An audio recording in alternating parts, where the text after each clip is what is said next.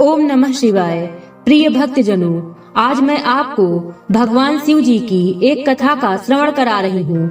अगर आप यह प्रेरणादायक कथा सुन रहे हैं तो पूरा सुने, इसे आधा अधूरा छोड़कर जाने की गलती न करें। इस पवित्र कथा के माध्यम से आप भगवान शिव से नई सीख प्राप्त करेंगे, इसलिए इस पवित्र कथा को पूर्ण भाव और निष्ठा के साथ सुने और भगवान शिव का आशीर्वाद प्राप्त करें।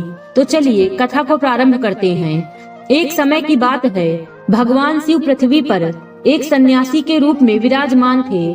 उस समय उनके एक शिष्य ने उनसे पूछा कि कर्म क्या है। इस पर सन्यासी रूपी भगवान शिव मुस्कुराए और बोले, कर्म को समझने के लिए मैं तुम्हें एक कहानी सुनाऊंगा। उन्होंने कहा, इस कहानी को सुनने के बाद तुम सभी समझ जाओगे कि कर्म क्या है।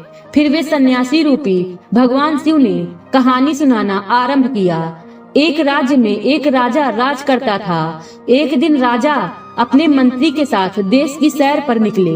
सैर करते करते वे एक बाजार में पहुँचे। वहाँ राजा की नजर एक दुकानदार पर पड़ी। दुकानदार को देखते ही राजा के मन में अचानक यह ख्याल आया कि क्यों ना इसे कल फांसी की सजा दी जाए। राजा ने यह बात अपने मंत्री को बताई। मंत्री कुछ बोले कि उससे पहले ही राजा उस दुकानदार की दुकान के सामने से आगे निकल चुके थे और दूसरी बातें करने लगे। मंत्री बहुत चिंतित हो गया। वह यह समझ नहीं पा रहा था कि आखिर दुकानदार की गलती क्या है। दुकानदार से बिना कुछ बात किए, बिना कुछ सोचे समझे, महाराज ऐसा फैसला लेने के बारे में क्यों सोच रहे हैं। राजा और मंत्री भ्रमण करके राजमहल लौट आए, मगर मंत्री को रात भर नींद नहीं आई। सुबह उठने पर मंत्री ने एक सामान्य नागरिक का भेष धारण किया और उस दुकानदार के पास गया। उसने दुकानदार से पूछा, तुम क्या बेचते हो? दुकानदार ने उत्तर दिया, मैं चंदन की लकड़ियां बेचता हूँ। इसके बाद मंत्री ने आसपास के लोगों से दुकानदार के बारे में पूछताछ शुरू की। सबने जवाब दिया कि दुकानदार किसी से बोलता नहीं, हमेशा दुखी रहता है। मंत्री को बात समझ में आ गई। वह मंत्री फिर वापस दुकानदार के पास गया और उस दुकानदार से पूछा, तुम दुखी क्यों रहते हो? दुकानदार ने बताया, मैं दुखी इसलिए रहता हूँ क्योंकि मेरी दुकान पर लोग आते हैं, चंदन की लकड़ी सूंघते हैं और बोलते हैं यह बहुत सुंदर है और खुशबू भी अच्छी है, लेकिन कोई इसे खरीदता नहीं, इसलिए मैं बहुत उदास रहता हूँ। मंत्री भी दुकानदार की बात सुनकर दुखी हो गए।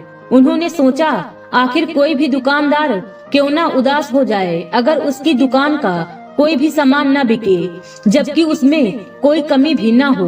मंत्री सोचने लगे कि यह दुकानदार अपने दुखों के कारण इतना उदास रहता है, लेकिन राजा इसे क्यों फांसी पर लटकाना चाहते हैं। अर्थात राजा के मन में आए नए विचार का उत्तर अभी तक मंत्री को नहीं मिला था। मंत्री ने फिर दुकानदार से पूछा, भाई तब तुम क्या करोगे अगर तुम्हारे दुकान की सारी चंदन की लकड़ियाँ ऐसे ही रखी की रखी रह जाएंगी? तो दुकानदार ने गुस्से के भाव में बोला, हाँ मैं जानता हूँ कि मेरी चंदन की लकड़ियाँ ऐसी रखी रह जाएंगी, इन्हें कोई नहीं खरीदेगा। इसीलिए तो मैं सोचता हूँ कि हमारे देश का राजा जल्दी से जल्दी मर जाए। अगर वह जल्दी मर जाता तो मैं उसके राज दरबार में उस राजा के दाह संस्कार के लिए अपनी चंदन की लकड़ी दे देता, जिससे मुझे कुछ पैसे भी मिल जाते और इस बाजार के अलावा बाकी लोगों को भी मेरी चंदन की लकड़ियों के बारे में पता चलता। तब फिर शायद कुछ न कुछ लोग मेरी दुकान से चंदन की लकड़ियाँ खरीदने जरूर आते। मंत्री ने दुकानदार की बात सुनी और सब कुछ समझ लिया। वह बहुत चालाक और समझदार भी था। उसके मन में एक योजना आई। मंत्री ने दुकानदार से कुछ चंदन की लकड़ियाँ खरीद ली और इस खरीद से दुकानदार को कुछ पैसे भी मिले, जिससे वह थोड़ा खुश हुआ। मंत्री चंदन की लकड़ियों को लेकर राज दरबार लौट गया। वहां पहुंचकर उसने वह लकड़ियां राजा के सामने रख दी और कहा, हे राजन, यह चंदन की लकड़ियां उसी दुकानदार ने आपको भेंट की हैं, जिस दुकानदार को आप कल फांसी देने के बारे में सोच रहे थे। राजा ने उन चंदन की लकड़ी को सूंघा और उन्हें उन चंदन की लकड़ियों की सुगंध बहुत पसंद आई। उन्होंने कहा, यह चंदन की लकड़ियाँ बहुत ज्यादा खुशबूदार हैं। दुकानदार के इस अनोखे भेंट से राजा बहुत खुश हुए और मंत्री को कुछ स्वर्ण मुद्राएं देकर बोले, जाओ उस दुकानदार को यह स्वर्ण मुद्राएं इनाम में देना और बोलना कि आज के बाद महल में जब कभी भी चंदन की लकड़ी की जरूरत पड़ेगी तब तुम्हारे दुकान से ही चंदन की लकड़ी ली जाएगी। यह बात सुनकर मंत्री जी मुस्कुराने लगे तथा सोचने लगे कि अब तो राजा के मन में उस दुकानदार को फांसी देने का विचार आ ही नहीं सकता, क्योंकि अब तो हमेशा राज दरबार के लिए चंदन की लकड़ियों के इंतजाम की जिम्मेदारी उस दुकानदार को मिल गई है। मंत्री स्वर्ण मुद्राओं को लेकर वापस दुकानदार की तरफ चल पड़ा। इधर राजा इस विचार में पड़ गए कि वह दुकानदार तो बड़ा ही अच्छा इंसान है। जब मैं कल उसे फांसी देने का विचार कर रहा था, उस वक्त शायद उसके मन में यह ख्याल आया होगा कि राजन पहली बार मेरी दुकान पर आए हैं, मैं उन्हें अपनी सुंदर और खुशबूदार लकड़ियां क्यों न भेंट कर दूं। और आज उसने मुझे वे लकड़ियां भेंट भी दी। बेवजह ही मैं उसे फांसी देने की सोच रहा था। इधर मंत्री दुकानदार के पास पहुंच गया। मंत्री ने राजा के द्वारा दी गई स्वर्ण मुद्राओं को दुकानदार को देते हुए कहा कि जिन चंदन की लकड़ियों को कल मैं खरीद कर ले गया था, उन चंदन की लकड़ियों को राजा ने बहुत पसंद किया और इनाम के तौर पर तुम्हारे लिए यह स्वर्ण मुद्राएं भिजवाई हैं। यह सुन दुकानदार बहुत खुश हुआ। इसी के साथ मंत्री ने दुकानदार को यह भी बताया कि आज के बाद जब भी राज दरबार में चंदन की लकड़ियों की आवश्यकता होगी तो सभी लकड़ियां उसकी दुकान से ही खरीदी जाएंगी। दुकानदार मंत्री की यह बात सुनकर बहुत खुश हुआ। मंत्री ने दुकानदार से पूछा, क्यों भाई, तुम तो राजा के बारे में इतना बुरा भला सोचते थे, लेकिन देखो राजा तुम्हारी कितनी चिंता करते हैं, देखो कितने अच्छे हैं। राजा अपनी प्रजा के बारे में कभी भी गलत नहीं सोचते। दुकानदार मंत्री की बात से सहमत हुआ और दुखी होकर राजा के प्रति अपने बुरे विचारों पर पश्चाताप करने लगा। उसने मंत्री से कहा, मैं कितना गलत सोचता था राजा के बारे में। राजा तो बड़े ही अच्छे हैं, बड़े ही भले राजा हैं। भगवान करे कि राजा की बहुत लंबी आयु हो। यह बात सुनकर मंत्री भी बहुत खुश हुआ। फिर मंत्री वहां से वापस राज दरबार को चला गया और फिर भगवान शिव जो सन्यासी थे, उन्होंने इस कहानी को समाप्त करते हुए अपने शिष्यों से पूछा कि अब तुम ही लोग बताओ कि कर्म क्या है। अगर जिंदगी में सुकून चाहते हो तो लोगों की बातों को दिल से लगाना छोड़ दो। जिंदगी आगे बढ़ने का नाम है। परेशानी में कोई सलाह मांगे तो सलाह के साथ साथ अपना साथ भी देना, क्योंकि सलाह गलत हो सकती है लेकिन साथ कभी नहीं। अकेले कमाते हो और पूरा घर खाता है तो घमंड मत करना, ऊपर वाले को धन्यवाद कहना। इस भले काम के लिए भगवान ने आपको चुना है। एक व्यक्ति का स्वभाव तब सामने आता है जब वह अपनों से ही ठोकर खाता है। यह कड़वा है परंतु सच यही है। हिम्मत मत हारो, अभी तुम्हें बहुत दूर जाना है। उन लोगों को भी दिखाना है जिन्होंने कहा था कि यह तुम्हारे बस का नहीं है। अगर रिश्तों की कद्र करनी है तो समय रहते कर लो, नहीं तो बाद में सूखे पेड़ को पानी देकर हरियाली की आशा करना व्यर्थ है। माना कि किसी से बहुत देर तक नाराज नहीं रहना चाहिए, लेकिन जब दूसरे को हमारी जरूरत ही नहीं तो जबरदस्ती के रिश्ते बनाए रखने का कोई अर्थ नहीं। हर किसी के जीवन में समस्याएं होती हैं, पर व्यक्ति अपनी समस्याओं को ही सबसे बड़ा मानता है। सिर्फ धोखा देना ही धोखा नहीं होता, बल्कि किसी के साथ अपनेपन का नाटक करना भी बड़ा धोखा है। करने दो जो आपकी बुराई करते हैं। ऐसी छोटी छोटी हरकतें छोटे लोग ही करते हैं। मेरी गलतियां मुझसे कहो, दूसरों से नहीं, क्योंकि सुधारना मुझे है, दूसरों को नहीं। टूटी हुई चीजें हमेशा तकलीफ देती हैं, जैसे दिल, उम्मीद, भरोसा और सबसे ज्यादा उम्मीद। कुछ बातें कांटों से भी ज्यादा तेज चुभती हैं। कांटों से मिला घाव तो कुछ दिनों में भर जाता है, पर दिल पर लगी बात जिंदगी भर याद रहती है। कुछ लोग कहते हैं कि औरत का कोई घर नहीं होता, लेकिन सच तो यह है कि औरत के बिना कोई घर ही नहीं होता।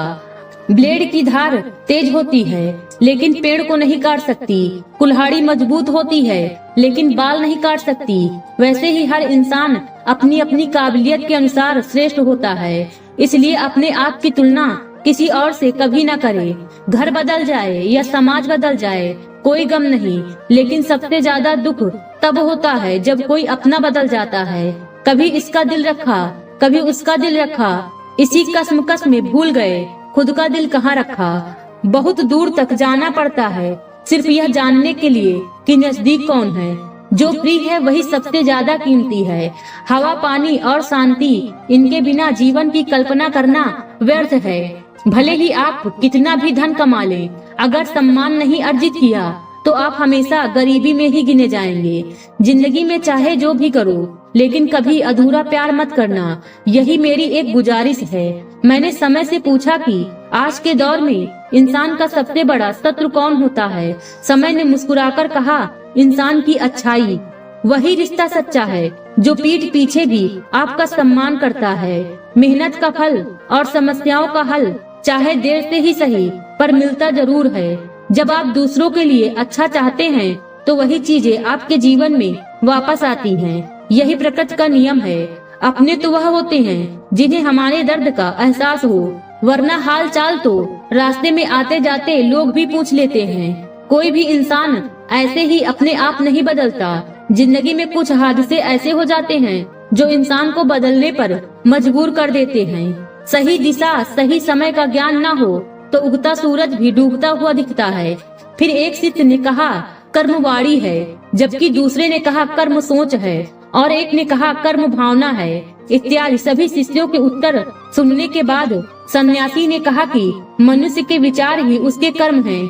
हमारे विचार जैसे होंगे हम वैसे ही कर्म करेंगे, और वही विचार हमारे सुख और दुख के लिए जिम्मेदार होते हैं। यदि हमारे विचार गलत हैं तो हमारे कर्म भी गलत होंगे और उनके परिणाम भी गलत होंगे, जिसके कारण हम दुखी रहेंगे। लेकिन अगर हमारे विचार सही हैं तो हम सही कर्म करेंगे और सही परिणाम प्राप्त करेंगे, जिससे हमारे जीवन में सुख आएगा। अब हम कर्म को थोड़ा आसान भाषा में समझने की कोशिश करते हैं। कर्म का अर्थ है कार्य। इस दुनिया में, इस ब्रह्मांड में जो कुछ भी काम हो रहा है वह सब एक कर्म है। असल में देखा जाए तो कर्म क्रिया और प्रतिक्रिया के साधारण से सिद्धांत का अनुसरण करता है। हम जो भी कार्य करते हैं वो एक कर्म है, और फिर क्रिया और प्रतिक्रिया के सिद्धांत के अनुसार हर कर्म का एक परिणाम ही होता है। जैसे कांच के गिलास को फेंकना एक कर्म है और उसका टूट जाना उसका परिणाम। अतिरिक्त बारिश होना एक कर्म है और बाढ़ आना उसका परिणाम। असल में परिणाम हमारे हित में होगा या अहित में, यह पूरी तरीके से हमारे द्वारा किए गए कार्य पर निर्भर करता है। ज्यादातर लोग यह सोचते हैं कि ऊपर आसमान में कोई बैठा है जो निर्णय लेता है कि किसके जीवन में सुख देना है और किसके जीवन में दुख, जबकि असल में हमारे कर्म और फिर उनके द्वारा मिलने वाले परिणाम ही हमारी सुख और दुख को निर्धारित करते हैं। इसीलिए हमारी भारतीय परंपरा में यह कहा जाता है कि आप अपने भाग्य के निर्माता स्वयं हैं। असल में कर्म का परिणाम ही भाग्य है, और हमें कैसे कर्म करने हैं यह पूरी तरीके से हमारे हाथ में होता है। जब कोई अच्छा कर्म करता चला जाता है तो उसका भाग्य भी अच्छा होता चला जाता है। मान लीजिए कि दो बच्चे हैं। एक बच्चा बचपन से ही नई चीजों को सीखने और जानने में रुचि रखता है और जो भी करता है उसमें अपना सर्वश्रेष्ठ देने की कोशिश करता है, और दूसरा बच्चा ना तो नई चीजों के बारे में सीखने या जानने की कोशिश करता है और ना ही किसी काम को पूरे मन से करता है। समय के साथ पहला बच्चा जीवन में काफी सफल हो जाता है, जबकि दूसरा बच्चा सालों बाद भी जीवन में संघर्ष कर रहा होता है। अब यहाँ पहले बच्चे को देखकर दूसरा बच्चा बड़ी आसानी से कह देगा कि उसकी तो किस्मत अच्छी थी, लेकिन नहीं, असल में उसके कर्म अच्छे थे, जिसके परिणाम स्वरूप उसकी किस्मत भी अच्छी होती चली गई। तो अगर हम चाहें तो अपने कर्मों को बदलकर अपना भाग्य बदल सकते हैं। सीधी सी बात है, जैसे ही आप अपने कर्म बदलते हैं आपका भाग्य बदलना शुरू हो जाएगा, और यह दोनों ही परिस्थिति में सही है, अच्छे के लिए भी और बुरे के लिए भी। लेकिन असल में कोई इंसान कैसे कर्म करता है यह मुख्य रूप से उसके माता पिता, परिवार, समाज और आसपास के माहौल पर भी निर्भर करता है। ज्यादातर मामलों में एक एक्टर का बेटा एक्टर बनने की कोशिश करता है, इंजीनियर का बेटा इंजीनियर और डॉक्टर का बेटा डॉक्टर। इसका कारण यह है कि हमारा शरीर और मन अपने आसपास ही सूचनाएं इकट्ठा करते हैं और हमारे अंदर मौजूद सूचनाओं और ज्ञान के आधार पर ही कोई कार्य करते हैं, और फिर हमें उसी के अनुसार परिणाम भी मिलते हैं, क्योंकि हमारा शरीर और मन प्राप्त सूचनाओं को संजोकर रखते हैं और बिना किसी सजगता के उन्हें दोहराते रहते हैं। यह क्रियाएं बिना हमारी जागरूकता के होती जा रही हैं। इसीलिए यह अनुभव होता है कि कोई अन्य अदृश्य शक्ति हमें संचालित कर रही है। हालांकि वास्तव में यह हमारे कर्म ही हैं, जो अब हमारी आदत बन चुके हैं। यदि हम अपने अधिकांश काम सजगता से करने लगे तो हम पाएंगे कि हमारा भाग्य हमारे ही हाथों में है, क्योंकि सजगता के कारण हमारे कर्मों पर हमारा पूरा नियंत्रण हो जाता है। क्योंकि फिक्र दिल में होती है, शब्दों में नहीं, और गुस्सा शब्दों में होता है, दिल में नहीं। इंसान का नहीं, उसके अच्छे स्वभाव का महत्व होता है। कोई पल भर में दिल जीत लेता है और कोई सालों साल साथ रहकर भी जीत नहीं पाता। गिरगिट माहौल देखकर रंग बदलता है और इंसान मौका देखकर।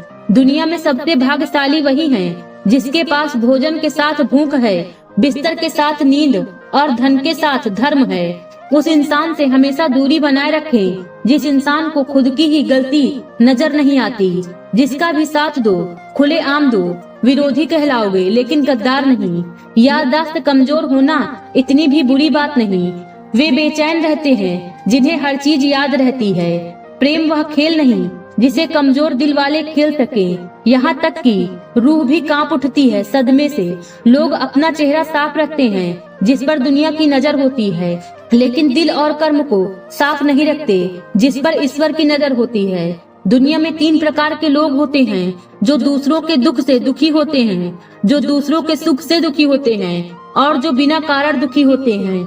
जब इंसान बड़ा होता है तो अपना बचपन भूल जाता है। शादी होने पर अपने माता पिता को भूल जाता है।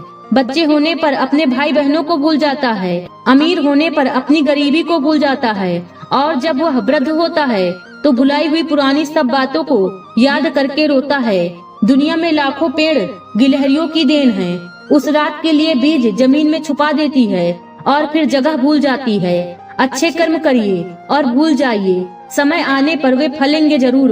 आपका सम्मान उन शब्दों में नहीं जो आपके सामने कहे गए, बल्कि उन शब्दों में है जो आपकी अनुपस्थिति में आपके लिए कहे जाते हैं। शब्द मुफ्त में मिलते हैं। आप जिस तरह उनका उपयोग करेंगे वैसे ही आपको कीमत चुकानी पड़ती है। किसी ने क्या खूब कहा है कि जरूरत पड़ने पर टूटे रिश्ते भी जुड़ जाते हैं। मेरी बात हमेशा याद रखना, दूसरों के साथ वह व्यवहार न करो जो तुम्हें अपने लिए पसंद न हो। खिचड़ी यदि बर्तन में पके तो बीमार को ठीक कर देगी, और यदि दिमाग में पके तो इंसान को ही बीमार कर देती है। हमें दूसरों को सहन करना भी सीखना चाहिए, क्योंकि हमारी भी कई कमियां होती हैं जिन्हें दूसरे लोग सहन करते हैं। जीवन को तो हमें अपनी ताकत से ही जीना पड़ता है, दूसरों के सहारे तो केवल अर्थी ही उठती है। अज्ञानी अपनी गलतियों को छिपाकर बड़ा बनने का प्रयास करता है, जबकि ज्ञानी व्यक्ति गलतियों को सुधार कर बड़ा बनता है। किस्मत हमारे हाथ में नहीं होती, लेकिन फैसले हमारे हाथ में होते हैं। किस्मत हमारे फैसलों को नहीं बदल सकती, लेकिन हमारे फैसले हमारी किस्मत को जरूर बदल सकते हैं। कुंडली में शनि, दिमाग में पैसों की चिंता और जीवन में दुश्मनी, यह तीनों हानिकारक होते हैं। जिन्होंने पहले कभी जवाब नहीं दिया, अब उनकी सलाह भी मानने लगे हैं। समय के साथ साथ सब कुछ बदलता है, यहाँ तक कि नियम के पेड़ भी हार मान लेते हैं। जो इस दुनिया में नहीं मिलते वे दूसरी दुनिया में कैसे मिलेंगे। बस यही सोचकर भगवान ने दुनिया बनाई जिसे हम कहते हैं ख्वाब। आपकी खुशियों में वे लोग शामिल होते हैं जिन्हें आप जानते हैं, लेकिन आपके दुख में वही लोग शामिल होते हैं जो आपको चाहते हैं। एक जगह बहुत ही सुंदर सुविचार लिखा था, दुनिया में अगर कुछ छोड़ने जैसा है तो दूसरों से उम्मीद छोड़ दे। खोई हुई दौलत और भूली हुई विद्या फिर भी लौट सकती है, पर खोया हुआ समय फिर कभी नहीं लौटता। जीवन में इतना संघर्ष करना चाहिए कि अपने बच्चों का हौसला बढ़ाने के लिए दूसरों का उदाहरण न देना पड़े। अपने लक्ष्यों को ऊंचाइयों पर रखें और उन्हें प्राप्त करने तक लगातार प्रयास करते रहें। कभी न रुके। खुद की उन्नति में इतना समय लगा दें कि दूसरों की बुराई करने का समय ही न मिले। गलतियों को माफ किया जा सकता है अगर आप में उन्हें स्वीकारने की हिम्मत हो। व्यक्ति को देखना चाहिए कि उसके पास क्या है, न कि उसके अनुसार क्या होना चाहिए। जो लोग सिरफिरे होते हैं वही इतिहास रचते हैं और समझदार लोग केवल उनके बारे में पढ़ते हैं। सफल होने के लिए आपकी इच्छाओं की विफलता दर होनी चाहिए। सफलता का जश्न मनाना चाहिए, लेकिन उससे भी महत्वपूर्ण है अपनी असफलताओं से सीख लेनी चाहिए। इतना कहकर भगवान शिव, जो एक सन्यासी थे, कैलाश की ओर चले गए। आज की वीडियो में बस इतना ही। उम्मीद है वीडियो पसंद आई होगी। वीडियो में बोलते समय कोई त्रुटि हुई हो तो क्षमा करें। वीडियो पसंद आई हो तो वीडियो को लाइक और शेयर करें और चैनल को सब्सक्राइब कर दें और कमेंट बॉक्स में हर हर महादेव लिखना बिल्कुल न भूलें। मिलते हैं अगले वीडियो में। खुश रहिए और खुशियाँ बांटते रहिए। हर हर महादेव।